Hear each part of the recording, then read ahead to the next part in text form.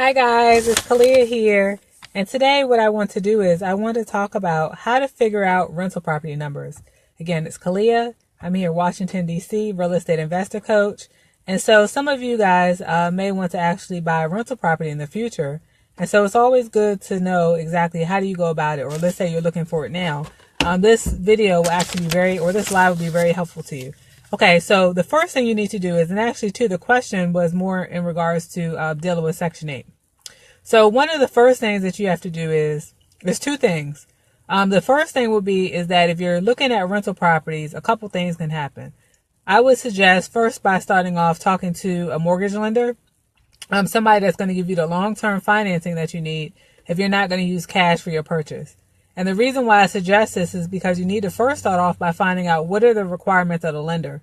Some lenders don't like to deal with properties that need a lot of repairs. They may have certain stipulations as far as that. And they may have a minimum loan amount that they're willing to give. So that's the first thing that you need to figure out is that, okay, does this person lend for investment properties? What is the minimum loan amount? And will they lend me the money if the house needs work? That's the first thing you need to know. Because if the house needs work, if you find a house, let's say it's cheap and needs work, then you're not going to be able to get a loan on that house. And so that's why you want to start by finding out what are the requirements of the lender that you're working with. And then of course the lender is going to look at, like, as far as, based upon their programs, they'll let you know the down payment amount. They'll let you know, what credit scores you need, your debt to income ratio. They'll let you know all that. Because then if you find out that information, then you know, okay, I can get approved for X amount of dollars. And you can start looking for properties, but at least you know the maximum amount that you can afford to pay. The second thing that you want to do is once you find out how much you're approved for, then that's when you can start saying, okay, what are some of the rental rates in different locations? And with Section 8, of course, every location may vary, but like, let's say, for example, with Section 8 in Washington, D.C., normally they have a guideline. Normally they even have it online now. When I first got started, this information wasn't online. But normally you can go online and you can figure out how much they'll pay for rents for different locations.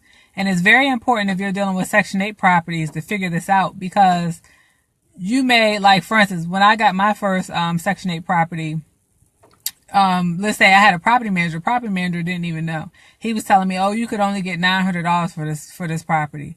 But technically, when I went into the Section 8 office, because it was in they had an exception, depending upon who's in presidency, all these other things, they had an exception.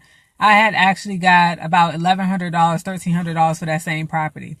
So that's why you want to be familiar with the rates for the different neighborhoods within where you're trying to buy your property. So like, let's say even for DC, for example, it's all broken down by neighborhood. So you can put in the neighborhood and it will tell you exactly how much you're going to pay for the rent.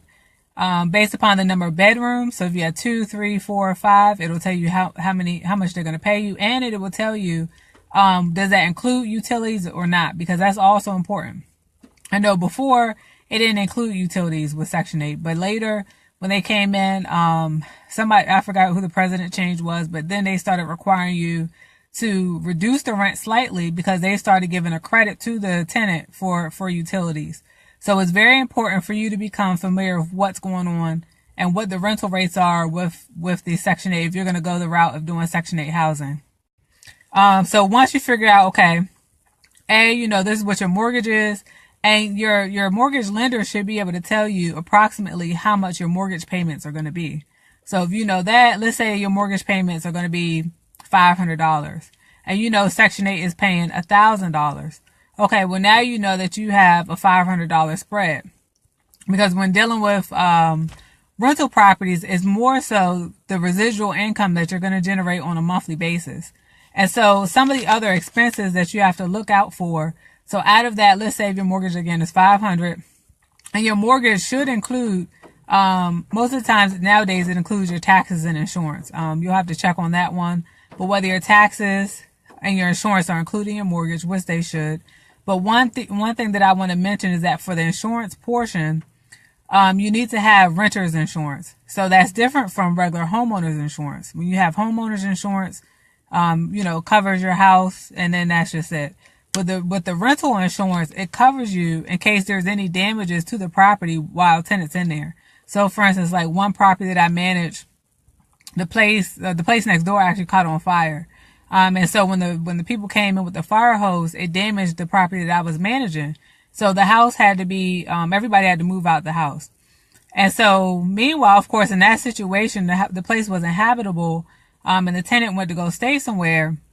So the the insurance company covers the rents while the tenant moves somewhere else. So if the tenant can't come back in, let's say in this situation, the tenant just had to move on, because there was too many repairs required. But what happens is that with that renter's insurance, if like, let's say the person can't stay or you have a vacancy, the insurance company is going to pay you. The insurance company is going to pay you for whatever rents your losses. So they're going to pay you whatever rent you would have gotten. So, okay, you have your mortgage. Let's say that we said that was what, 500. And then we have the, market rent. Let's say it's 1,000. But of course, you got to make sure your taxes are coming out. Your insurance, your landlord's insurance is coming out. One thing that I highly suggest, of course, starting off, most people like to go it themselves. It is good to kind of factor in a property manager. And the reason why I suggest is that I know a lot of people like to start off, they want to do it themselves. But if your long-term goal is to get quite a few properties, let's say you want to get 10 properties, 20 properties, you'll be running around with a chicken with your head cut off, trying to manage that many properties. It really becomes a full-time job. The more units that you have. So the more tenants that you have, the more it becomes a full-time job. And so that's why if you factor in the property management early, and let's say your rental rate, especially if you're dealing with Section 8, your market rent may not increase by so much. Again, it depends on where you live. But like, for instance, when I first started with that one property, I think I told you it was like 1,100. Well, later on, years later, maybe even like 10 years later, maybe that's when it got to the 1,300. So it wasn't really that much of an increase between the amount of time from when I got started to when, like, let's say 10 years later. And so that's why you want to factor in that property management, because if you're somewhere, and so like later on, basically I actually was in a neighborhood that kind of changed over. And so I ended up renting to, just regular tenants. But the thing about it is that, let's say, for instance, your neighborhood doesn't change over. That's something that you can't always anticipate. So in that situation, it's always good to include that property management fee. So if you ever decide that, okay, something changed in your life, you can afford to pay for a property manager. And so normally property management fee is about 8 to 10%. It is negotiable. But a lot of companies, they want about 10% if you're going with your larger brokerages. I've seen maybe as low as 4%, but that's pretty low. So definitely it's good to factor in, and that's 8 to 10% of whatever the rent is that they collect. So you have your property management fee. Then also you want to kind of budget yourself for some repairs. So of course up front, you may think, okay, well, let's say you get $400 or $300 out of that. You may think, oh, I got some extra money, but definitely you want to try to factor in for repairs, because who knows what could go wrong. A lot of times with tenants, people are harder on stuff than if you were living there yourself. So a lot of little things go wrong. Sometimes you won't hear from people for months. And then all of a sudden, next thing you notice, the toilet. Also, too, one thing I want to mention is good to do quarterly inspections.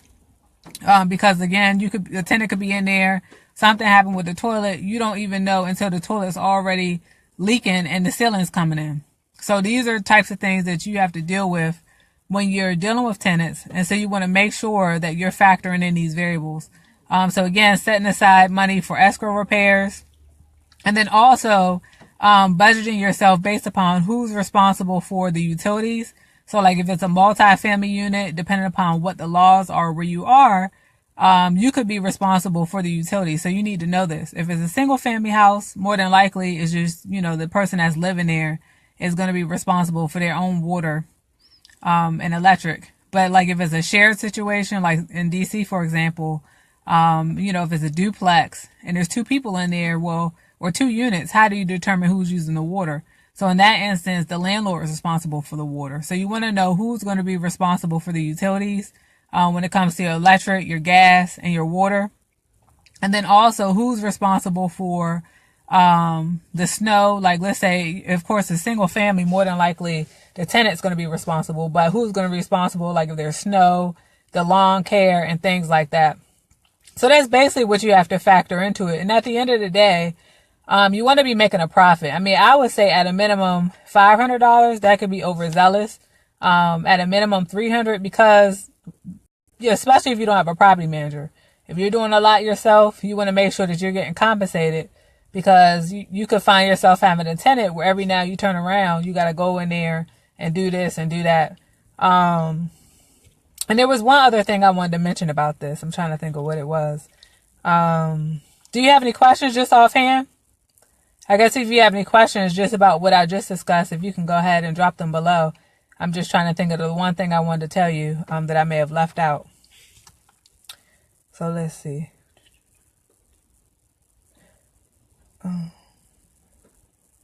And so also too, nowadays, you can be a little bit more creative. Oh, the other thing I wanted to mention was about Section 8. So if you're dealing with Section 8, definitely you want to be familiar with what the rents are. Also, just as far as like the condition of the property. Because typically with Section 8, they do like a yearly inspection. And so every year you can expect, like, let's say, like in DC, for example, every year they would come by. We would have to like regrout the tub.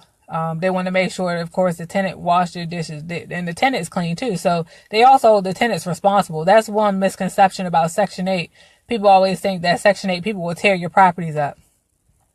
Not necessarily. I've had a mixed handbag with that one.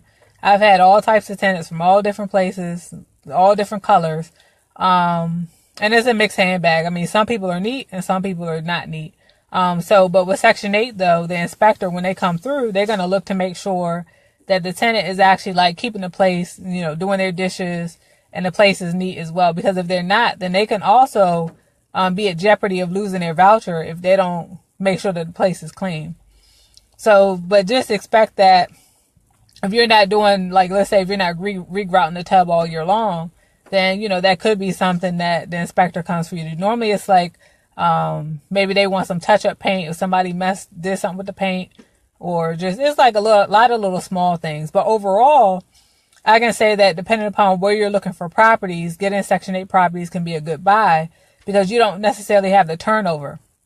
So if you're in a neighborhood, like for instance, the property that I told you that I had, when I was there, I mean, really, it wasn't necessarily like a highly desirable neighborhood. This was like over 10 years now. So it wasn't highly desirable. People were selling drugs on the corner. I had to deal with a whole lot over there. One time somebody even was stealing my water to run a car wash. But anyway, so the thing is that, I was able to get a higher rent because Section 8 at the time was giving more money for that neighborhood. And so I hung in there until the neighborhood changed over. And so now I'm actually renting rooms, which is also like a profitable way to go about it. So you have to look at like where you're looking at, like your location, what type of tenants are coming there. Is it short term, long term? Is it going to be Section 8? And then looking at what the income is from that, and then looking at what your expenses are to make sure that you're making a profit. So it's fairly simple. When you're dealing with everything, you just have to write it down and run your numbers to make sure that your numbers are going to work. So that's why you have to first start off by talking to that lender, whoever's going to give you the money, to make sure that, so you can get an idea. At least they should be able to give you an idea. Maybe you don't know exactly how much you're going to spend. Let's say you say 40,000, 100,000, whatever the case is, but they should kind of give you an idea. Okay, well, at 50,000, this is what your monthly payment is going to be. At 100,000, this is what your monthly payment is going to be. So they should be able to give you a guideline so that you can be able to run your numbers to have an idea of what you're going to be spending. And the thing is, the reason why it's good to do this and to have your own knowledge is because even if you're dealing with a real estate agent, sometimes the real estate agents are really not as knowledgeable in rental properties as you may think that they are. And so sometimes people will get you into stuff you thinking that, okay, well, I'm going to make this and that. And then later you find out that that's not the case. Okay, so he said, how do you use a real estate agent when looking for rental properties? I would say real estate agents is probably an easier way to go about it, because if you know you got approved for the loan, you know how much money you're going to be getting, it would be easier to go to an agent. And if you know your location, it'll be easier for you to have like a more desirable outcome, because you could just tell your real estate agent, hey, I want this property and this location, and I need this many bedrooms. Especially if you're going for Section 8, you're going to probably want like 3 bedrooms or more. But you could probably say, okay, well, I want this location, 3 bedrooms or more. What can I get? Let's say if it's $100,000. And they can just pull up everything based upon the information you've given them. And you can go in and make your own decision. So it's good to have your own knowledge about rental properties when you're dealing with an agent, because the agent may or may not be as familiar with dealing with rental properties. I know like a lot of real estate agents, they're more so focused on just dealing with regular homeowners, and like home buyers and sellers, and they're not so familiar with when it comes to rentals. Unless when you get to the commercial side, that's when people more so focus on these type of things. But on the residential side, I mean, it's kind of a hit or miss. Some people may focus on it and be familiar with it. Some people won't be. So you have any other questions?